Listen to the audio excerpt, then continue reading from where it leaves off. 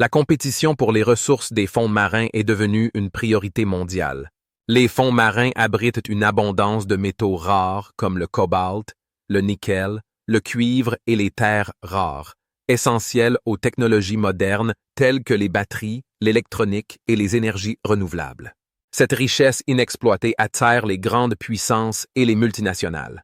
Les zones économiques exclusives des pays côtiers permettent de revendiquer certaines parties du fond marin, mais les eaux internationales, riches en ressources, constituent une zone grise où la compétition s'intensifie. Les nations investissent massivement dans les technologies de forage et d'exploration sous-marine, faisant de la maîtrise des fonds marins un atout stratégique similaire à la conquête de l'espace. Toutefois, l'extraction minière sous-marine risque de causer des dommages irréversibles à des écosystèmes fragiles, avec des conséquences globales sur les cycles océaniques et climatiques.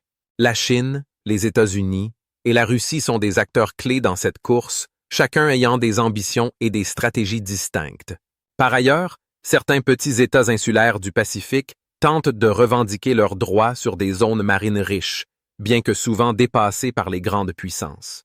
Ce sujet reste peu médiatisé car les discussions ont lieu dans des instances techniques comme l'Autorité internationale des fonds marins et la transparence manque souvent, limitant le débat public. Cette ruée vers les abysses a le potentiel de redéfinir les équilibres géopolitiques et soulève d'importantes questions éthiques et environnementales.